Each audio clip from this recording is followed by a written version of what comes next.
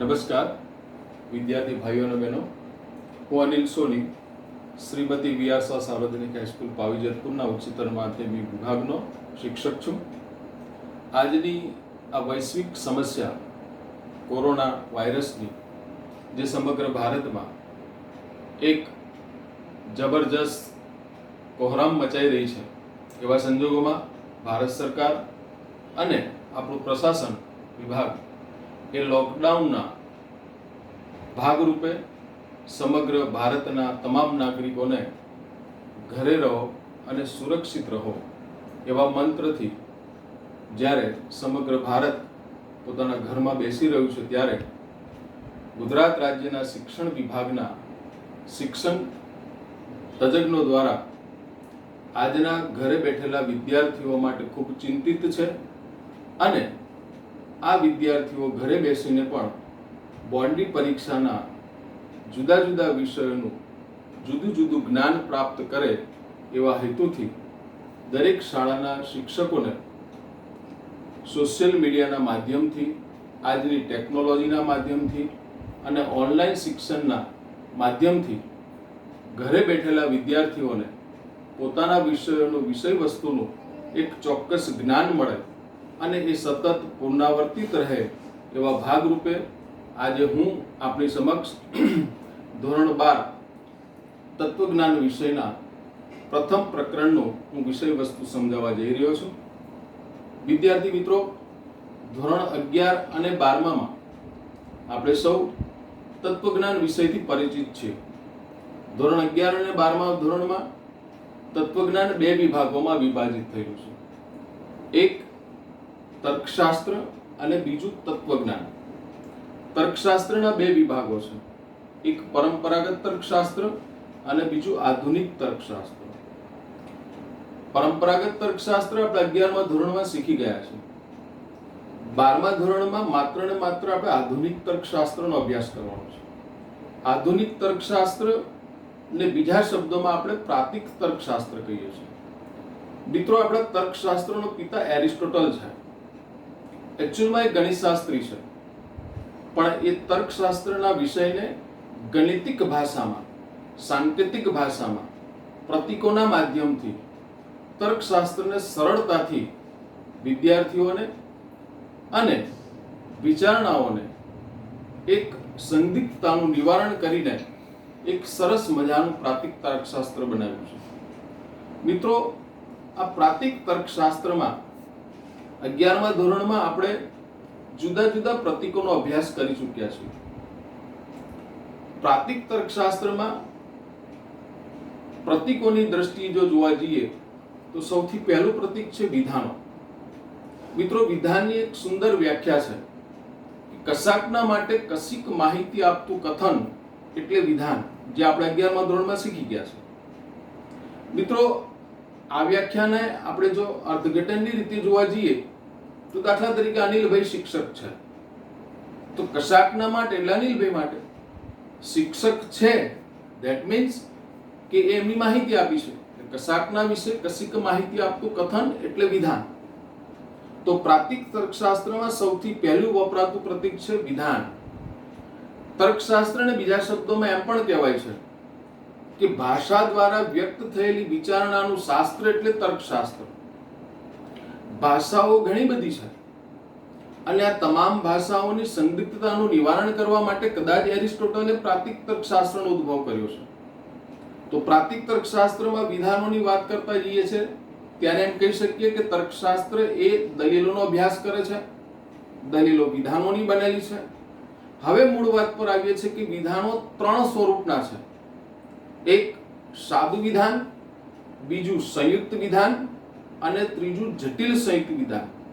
વિદ્યાર્થી મિત્રો, ફરીથી તમને યાદ કરાવી દઉં કે આ જ વસ્તુ આપણે 11મા ધોરણમાં આધુનિક તર્કશાસ્ત્રમાં શીખી ગયા છે, પરંતુ 12મા ધોરણના પ્રથમ પ્રકરણના પ્રારંભિકપણે આ મૂળભૂત પ્રતીકોને શીખવા ખૂબ જરૂરી છે, આવશ્યક છે. તો વાત કરીએ છીએ આપણે વિધાનોની, તો એમાં સાદું વિધાન કે જેમાં બીજા કોઈ વિધાનનો સમાવેશ ન થયો હોય, સંયુક્ત વિધાન કે જેમાં માત્ર બે જ વિધાનો હોય, જટિલ સંયુક્ત વિધાન કે જેમાં બે કરતાં વધારે સાદા વિધાનોનો સમાવેશ થયો હોય, તો આ ત્રણ વિધાનો દ્વારા તર્કશાસ્ત્ર દલીલોની રચના કરે છે અને આ દલીલોની સામાન્ય રીતે પ્રામાણ્યતા સાબિત કરવા માટે એરિસ્ટોટલે પ્રાતિક તર્કશાસ્ત્રનો ઉપયોગ કરીને જુદા જુદા પ્રતીકો દ્વારા તર્કશાસ્ત્રની સરળતા અને એનું યોગ્ય મૂલ્યાંકન થાય એવા ભાવથી એને પ્રાતિક તર્કશાસ્ત્રનો ઉદ્ભવ કર્યો. મિત્રો, આ પહેલું પ્રતીક વિધાનો. બીજું પ્રતીક છે વિધાનપરક અચલ, જેને એમ કહી શકાય કે અમુક નિશ્ચિત વિધાન માટે વાપરવામાં આવતા પ્રતીકો, જેવા કે અંગ્રેજીના કેપિટલ એ થી માંડીને ઝેડ સુધીના, એ બી સી થી માંડીને ઝેડ સુધીના મોટા અક્ષરો, જેને આપણે અંગ્રેજીમાં કેપિટલ કહીએ છીએ. તો પરીક્ષામાં આ વસ્તુ પૂછાય છે વિભાગ એ માં કે અંગ્રેજીના એ બી સી થી લઈને ઝેડ સુધીના મોટા અક્ષરોને કયા પ્રતીક તરીકે ઓળખવામાં આવે છે? તો એને કહેવાય છે વિધાનપરક અચલ. મિત્રો, ત્રીજું પ્રતીક છે વિધાનપરક પરિવર્તીઓ, જે આપણે 11મા ધોરણમાં શીખી જ ગયા છે.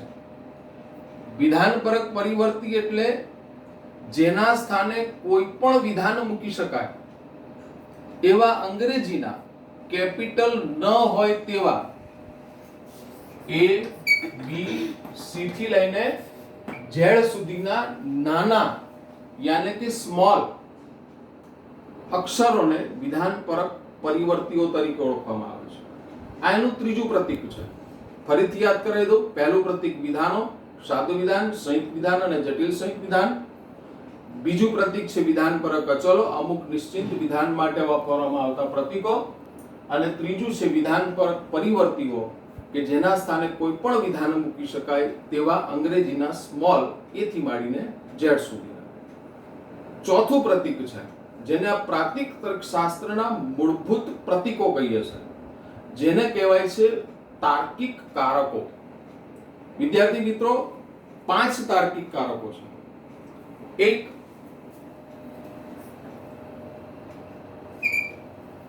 ખાલી જગ્યા નહીં, જેને આપણે નિષેધ કહીએ છીએ. બીજું, ખાલી જગ્યા અને ખાલી જગ્યા, જેને આપણે સમુચ્ચય કહીએ છીએ. ત્રીજું, કાં તો ખાલી જગ્યા અથવા ખાલી જગ્યા, જેને આપણે વિકલ્પન કહીએ છીએ. ચોથું, જો ખાલી જગ્યા તો ખાલી જગ્યા, જેને આપણે શરતી કહીએ છીએ. અને પાંચમું, જો ખાલી જગ્યા તો અને તો જ ખાલી જગ્યા, જેને આપણે દ્વિશર્તી કહીએ છીએ.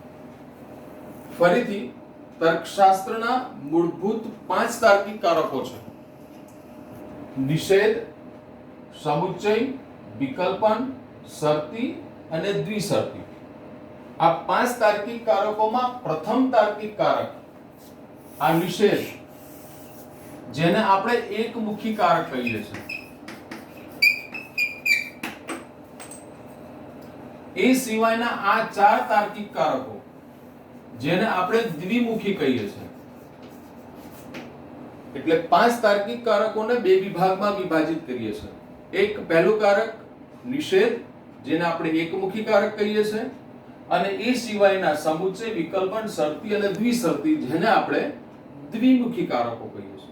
વિદ્યાર્થી મિત્રો, આ બંને વ્યાખ્યાઓ બોર્ડની પરીક્ષામાં વિભાગ બી માં પૂછાય છે.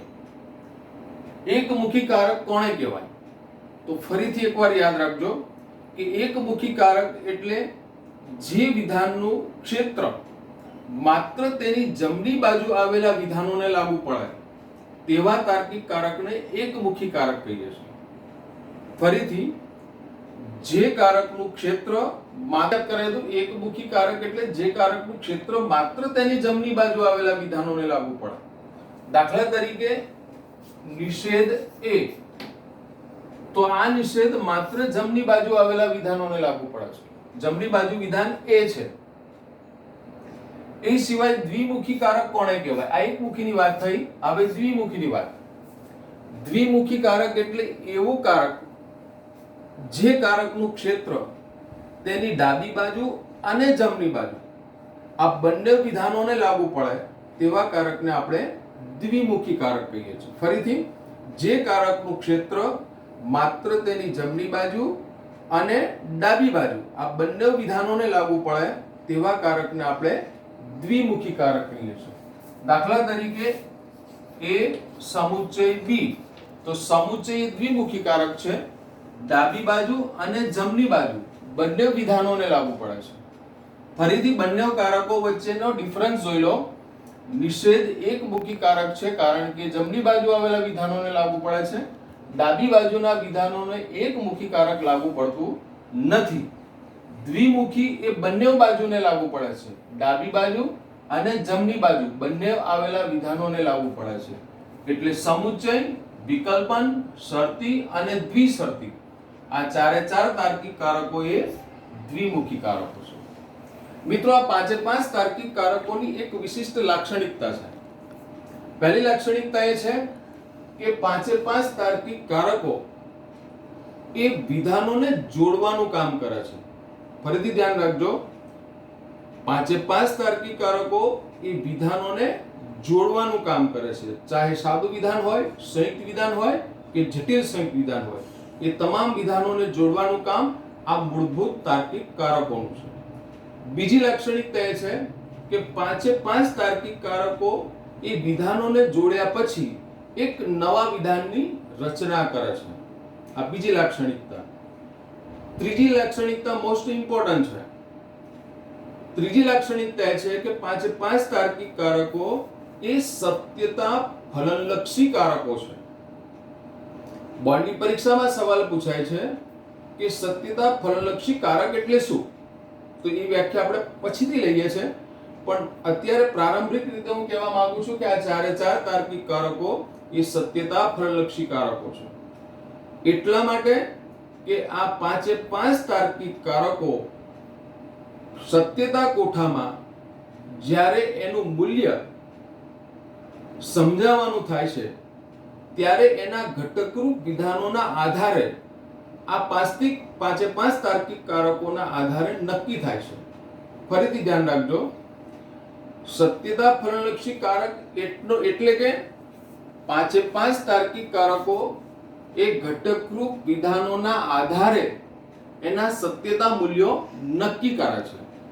જે આપણે આના પછી જ્યારે સત્યતા કોઠાની પ્રત્યક્ષ રીત જોઈશું તો પાંચે પાંચ તાર્કિક કારકોના જે જુદા જુદા નિયમો છે એ નિયમોના આધારે આપણે સત્યતા મૂલ્યો નક્કી કરવાના છે. તો મિત્રો, પાંચે પાંચ તાર્કિક કારકોની આ ત્રણ વિશિષ્ટ લાક્ષણિકતાઓ છે. હવે આપણે મૂળ વાત પર આવીએ છીએ કે પાંચે પાંચ તાર્કિક કારકો દ્વારા સાદું વિધાન, સંયુક્ત વિધાન અને જટિલ સંયુક્ત વિધાનમાં આ ત્રણ વિધાનમાંથી આપણે લઈએ છીએ જટિલ સંયુક્ત વિધાન. જટિલ સંયુક્ત વિધાનોના આપણે સત્યતા મૂલ્યો નક્કી કરવા છે. વિદ્યાર્થી મિત્રો, પરીક્ષામાં પૂછાય છે, પહેલા પ્રકરણમાં આવે છે કે જટિલ સંયુક્ત વિધાનોના સત્યતા મૂલ્યો નક્કી કરવા માટે તર્કશાસ્ત્રમાં બે પ્રકારની પદ્ધતિઓ છે. એક સત્યતા કોઠાની પ્રત્યક્ષ રીત અને બીજી આકૃતિ દ્વારા સત્યતા મૂલ્યો નક્કી કરવાની રીત. વિદ્યાર્થી મિત્રો, આપણે આ બંને રીતો 11મા ધોરણમાં ખાસ કરીને આકૃતિ દ્વારા સત્યતા મૂલ્યો નક્કી કરવા માટેની પદ્ધતિ શીખી ગયા છે. જો આ બધું ધ્યાન આલો, આ રીતે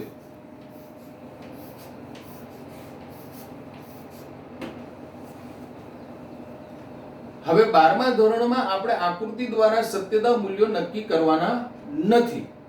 આપણે અત્યારે નક્કી કરવાના છે સત્યતા કોઠાની પ્રત્યક્ષ રીત.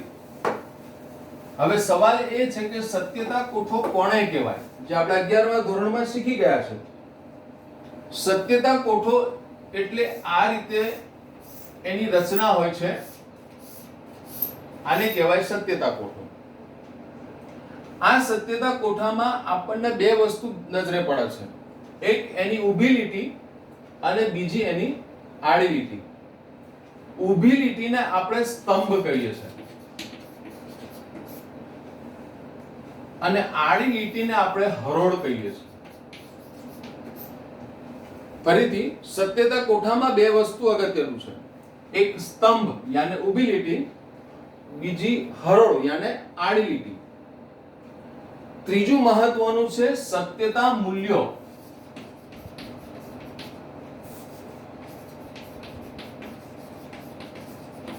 સત્યતા મૂલ્યો બે પ્રકારના છે, એક ટી અને બીજો એફ. મિત્રો આપણે 11મા ધોરણમાં શીખી ગયા છે કે કોઈ પણ વિધાન કાં તો સત્ય હોય અથવા અસત્ય હોય. સત્યને આપણે અંગ્રેજીમાં ટ્રુથ કહીએ છીએ, એનો ટી. અસત્યને આપણે અંગ્રેજીમાં ફોલ્સ કહીએ છીએ, એટલે એફ. ફરીથી ટી એટલે સત્ય, એફ એટલે અસત્ય, જેને આપણી ફિલોસોફીની ભાષામાં એને સત્યતા મૂલ્યો કહીએ છીએ. સત્યતા કોઠામાં ત્રણ વસ્તુ બહુ મહત્વનું છે, એક સ્તંભ, બીજી હરોળ અને ત્રીજું સત્યતા મૂલ્યો. સત્યતા કોઠાની પ્રત્યક્ષ રીતનો ઉપયોગ કરીને જટિલ સંયુક્ત વિધાનોના આપણે સત્યતા મૂલ્યો નક્કી કરવા છે. વિદ્યાર્થી મિત્રો, આ 12મા ધોરણની બોર્ડની પરીક્ષામાં વિભાગ સી માં આ સવાલ પૂછાય છે કે આપેલ જટિલ સંયુક્ત વિધાનોનો સત્યતા કોઠો રચો અને તેની સમજૂતી આપો. મિત્રો, 11મા ધોરણમાં સત્યતા કોઠાની રચના કરવા માટે આપણે સ્તંભ, હરોળ અને સત્યતા મૂલ્યોનો વિષય વસ્તુ શીખી ગયા છે. ફરીથી આપણે એને થોડુંક પુનરાવર્તિત કરી લઈએ. કોઈ પણ સત્યતા કોઠામાં સ્તંભ બે પ્રકારના હોય છે, એક મુખ્ય સ્તંભ અને બીજો ગૌણ સ્તંભ. મુખ્ય સ્તંભમાં સાદા વિધાનો હોય અને ગૌણ સ્તંભની અંદર સંયુક્ત અને જટિલ સંયુક્ત, આ બે પ્રકારના વિધાનો હોય. ફરીથી સ્તંભની રચનામાં બે પ્રકારના સ્તંભ હોય, એક મુખ્ય સ્તંભ અને બીજો ગૌણ સ્તંભ. સવાલ એ છે કે મુખ્ય સ્તંભની અંદર કયા પ્રકારના વિધાનો હોય? તો એમાં સાદા વિધાન હોય.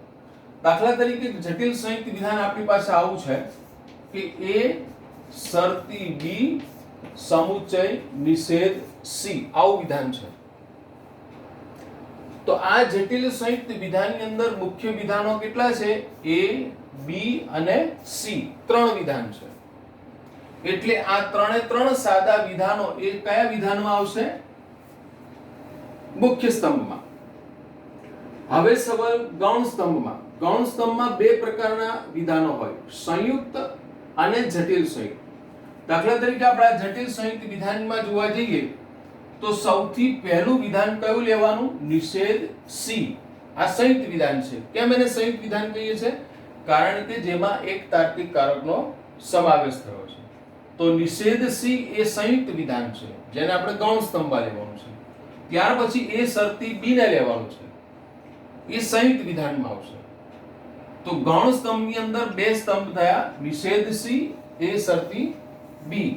હવે આખું જટિલ સંયુક્ત વિધાન લેવાનું, એ શરતી બી સમુચ્ચય નિષેધ સી.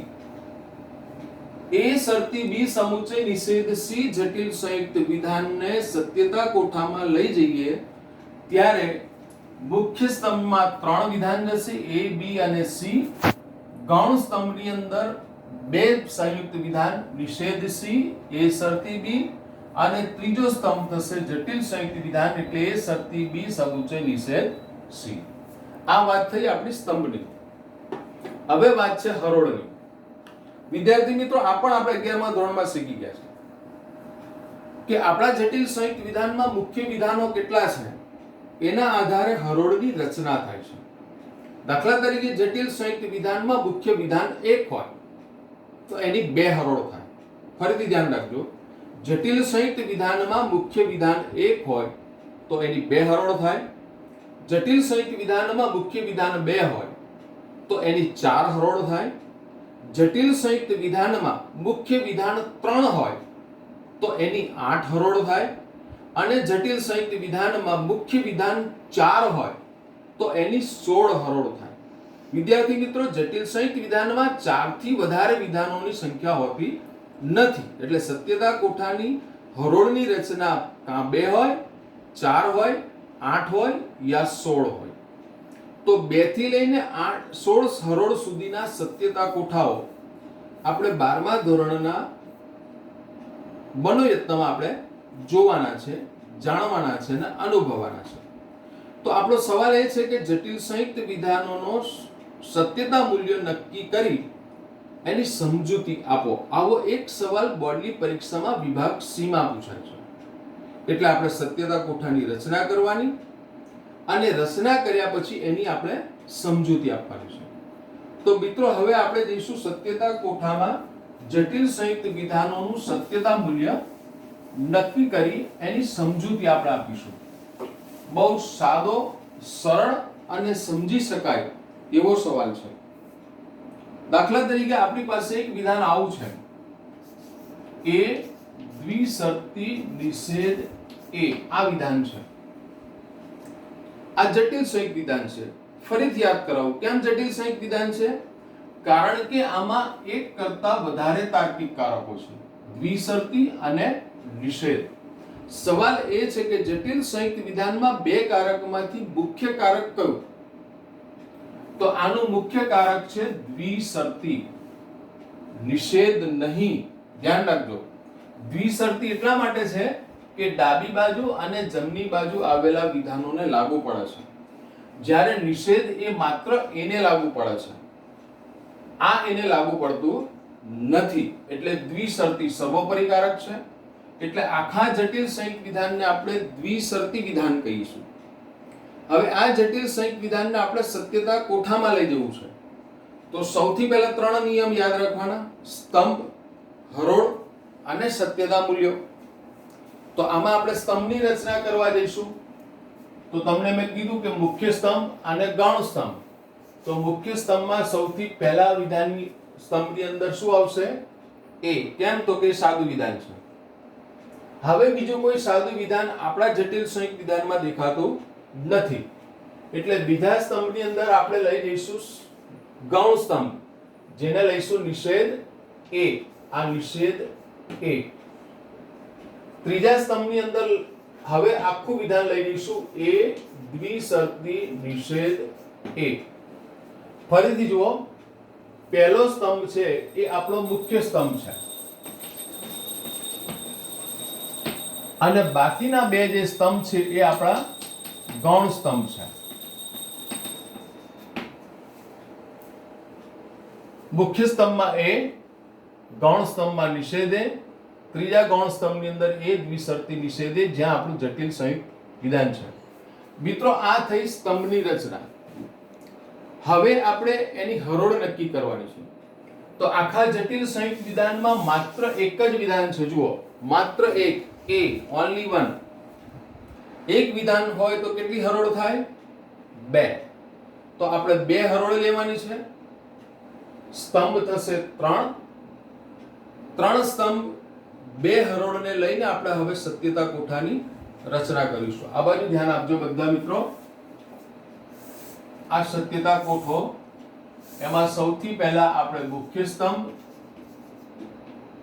જેને આપણે મુખ્ય વિધાન કહીશું, અને બીજામાં ગૌણ સ્તંભ, જેને આપણે ગૌણ વિધાન કહીશું.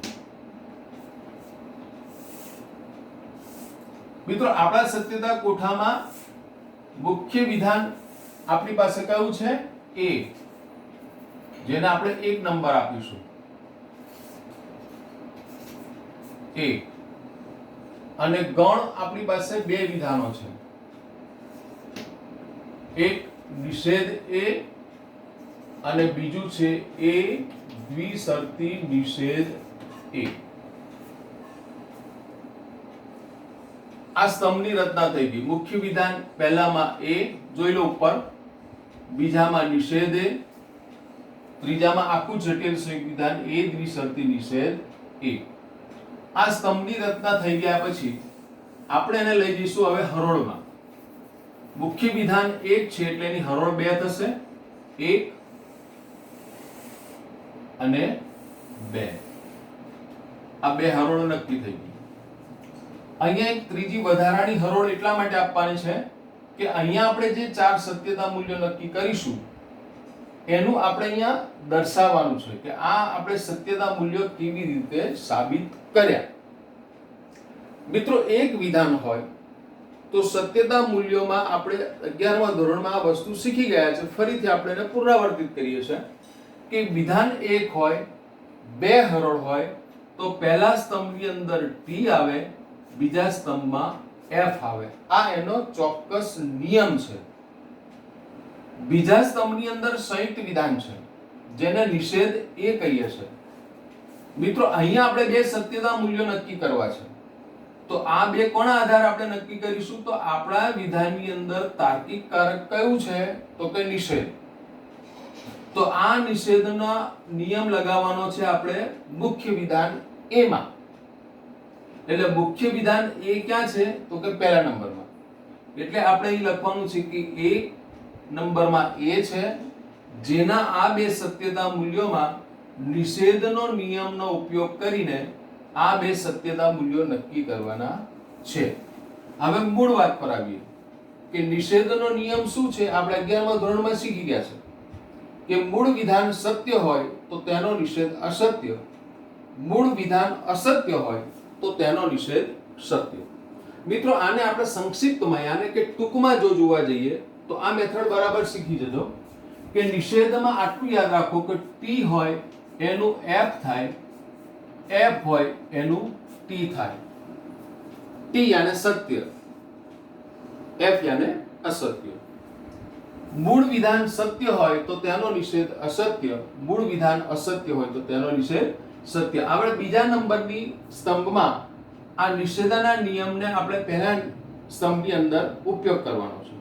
અહીંયા મૂળ વિધાન એ છે જેનું સત્યતા મૂલ્ય સત્ય છે. એટલે મૂળ વિધાન સત્ય છે તો તેનો નિષેધ અસત્ય. મૂળ વિધાન અસત્ય છે તો તેનો નિષેધ સત્ય. ક્લિયર? નિષેધના નિયમ અનુસાર. ઓકે. ત્રીજા નંબરમાં આપેલ જટિલ સંયુક્ત વિધાન છે. એના બે સત્યતા મૂલ્યો નક્કી કરવા માટે આપણા જટિલ સંયુક્ત વિધાનમાં સર્વોપરી કારક કયું છે?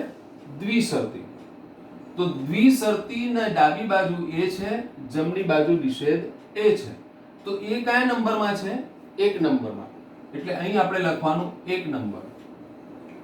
જમણી બાજુ નિષેધ એ છે એટલે 2 નંબરનો સ્તંભ. આ 2 નંબર. સર્વોપરી કારક યાને કે મુખ્ય કારક કયું છે? દ્વિશરતી. એટલે અહીં આપણે દ્વિશરતીનો નિયમનો ઉપયોગ કરવાનો છે. 11મા ધોરણમાં નિયમો શીખી ગયા છે. ફરીથી આપણે એને પુનરાવર્તિત કરીએ કે દ્વિશરતીનો નિયમ એવું કહે છે કે કાં તો બંને દ્વિશરતી વિધાનો સત્ય હોય અથવા બંને દ્વિશરતી વિધાનો અસત્ય હોય તો અને તો જ દ્વિશરતી વિધાન સત્ય. મિત્રો આ નિયમ આપણે નથી બનાવ્યો, આ એરિસ્ટોટલે નિયમ બનાવ્યો છે. ફરીથી, કાં તો બંને દ્વિશરતી વિધાનો સત્ય હોય અથવા બંને દ્વિશરતી વિધાનો અસત્ય હોય તો અને તો જ દ્વિશરતી વિધાન સત્ય. આ નિયમને આપણે સંક્ષિપ્તમાં પ્રેક્ટિકલી જો જોવા જઈએ તો આ રીતે યાદ રાખવાનું છે કે કાં બંને t હોય અથવા બંને f હોય તો અને તો જ t, નહીં તો f. આ યાદ રાખજો. ફરીથી, કાં તો બંને સત્ય હોય અથવા બંને અસત્ય હોય તો અને તો જ દ્વિશરતી વિધાન સત્ય, નહીં તો અસત્ય. આપણે હવે આ નિયમને સત્યતા કોઠામાં ઉપયોગ કરાવીશું. ત્રીજા નંબરના સ્તંભમાં. સ્તંભ 1, 2 દ્વિશરતીના નિયમ અનુસાર. જો આ બાજુ બંને સત્ય છે ના, એટલે એનું સત્યતા મૂલ્ય અસત્ય. બંને સત્ય છે ના, તો આ પણ અસત્ય. ફરીથી જો આપણે નિયમ એવો છે 2t અથવા 2f હોવો જોઈએ. અહીંયા 2t નથી કે નથી બંને f. અહીંયા બંને t નથી કે નથી f. એનો મતલબ એવો થયો કે જટિલ સંયુક્ત વિધાનનું સત્યતા મૂલ્ય કયું સાબિત થાય છે? અસત્ય. Okay, clear? તો આ વાત થઈ સત્યતા કોઠાના પ્રત્યક્ષ રીતમાં સત્યતા મૂલ્યો નક્કી કર્યા. હવે મૂળ વાત આવે છે એની સમજૂતીની. વિભાગ C નો સવાલ. સત્યતા કોઠો રચો અને સમજૂતી આપો. સમજૂતી ધેટ મીન્સ તમે જે સત્યતા કોઠાને સમજ્યા છો એ સમજણને આપણી મૌલિક ભાષામાં એને સમજૂતી દર્શાવવાની છે. મિત્રો બહુ સરળ મેથડ સમજાવી દઉં તમને. સૌથી પહેલા આપણે સત્યતા કોઠામાં શું જોયું? સ્તંભ. એટલે સમજૂતીનો પહેલો મુદ્દો આપણો સ્તંભનો હોવો જોઈએ કે આપેલ જટિલ સંયુક્ત વિધાનમાં મુખ્ય વિધાન એક છે, મુખ્ય સ્તંભ એક છે. આ પહેલો મુદ્દો. આપેલ જટિલ સંયુક્ત વિધાનમાં ગૌણ સ્તંભ બે છે. જો આ બાજુ 1 અને 2. ફરીથી સમજૂતીનો પહેલો મુદ્દો, આપેલ સત્યતા કોઠામાં મુખ્ય વિધાન એક છે, ગૌણ વિધાન 2 છે. એટલે મુખ્ય સ્તંભ 1, ગૌણ સ્તંભ 2. બીજો મુદ્દો આપણે હરોળને અનુલક્ષીને લખવાનો છે કે આપેલ જટિલ સંયુક્ત વિધાનમાં મુખ્ય વિધાન એક હોવાથી તેની બે હરોળ નક્કી થાય છે. આપણે બે હરોળ દર્શાવી દીધી છે. ક્લિયર? બીજો મુદ્દો ક્લિયર. ત્રીજો મુદ્દો, આપેલ જટિલ સંયુક્ત વિધાનમાં સ્તંભ નંબર 1 યાને કે A ના સત્યતા મૂલ્યો એટલે આ બે નિયમ અનુસાર નક્કી થાય છે. વિદ્યાર્થી મિત્રો, આપણે આ T અને F એ નિયમ પ્રમાણે મૂક્યા છે. ઓકે. નેક્સ્ટ સમજૂતીનો મુદ્દો કે આપેલ સત્યતા કોઠામાં સ્તંભ નંબર 2 નિષેધ A ના સત્યતા મૂલ્યો એટલે F અને T સ્તંભ નંબર 1 નિષેધના નિયમ અનુસાર નક્કી થાય છે. ક્લિયર? નેક્સ્ટ મુદ્દો, આપેલ સત્યતા કોઠામાં સ્તંભ નંબર 3 જટિલ સંયુક્ત વિધાન છે A દ્વિશર્તી નિષેધ A ના સત્યતા મૂલ્યો સ્તંભ નંબર 1 અને 2 દ્વિશર્તીના નિયમ અનુસાર નક્કી થાય છે. આ થઈ સમજૂતી. આપણે આપણી મૌલિક ભાષામાં જે રીતે સત્યતા કોઠાની રચના કરી છે એ રચના કરેલી સમજણને સમજૂતીના રૂપમાં આપણે રૂપાંતરિત કરીશું. મિત્રો, આ આપણે સત્યતા કોઠાની પ્રત્યક્ષ રીતના માધ્યમથી જટિલ સંયુક્ત વિધાનોના સત્યતા મૂલ્યો નક્કી કરવા માટેની એક પદ્ધતિ શીખી ગયા. મને આશા છે કે આ જટિલ સંયુક્ત વિધાનોના સત્યતા કોઠાની રચનાની સંપૂર્ણ સમજણ મારી સાદી અને સરળ ભાષામાં આપને સમજણ પ્રાપ્ત થઈ હશે. મિત્રો, આ સત્યતા કોઠાના માધ્યમથી તમે હવે એને પુનરાવર્તન કરવા માટે હું તમને એક ઉદાહરણ આપું છું કે જેને તમે ઘરે બેઠા એને પુનરાવર્તિત કરી શકશો. દાખલા તરીકે તમારી પાસે વિધાન છે B સમુચ્ચય નિષેધ B. ફરીથી ધ્યાન રાખજો, આ જ વસ્તુને મેં આમાં દર્શાવી છે. આ તમને હોમવર્ક આપું છું કે આપેલ જટિલ સંયુક્ત વિધાનમાં મુખ્ય વિધાન એક જ છે, માત્ર B. આપણે કારકો બદલ્યા છે. આને તમે જ્યારે સત્યતા કોઠાની રચના કરશો તો વસ્તુ સ્થિતિ એટલી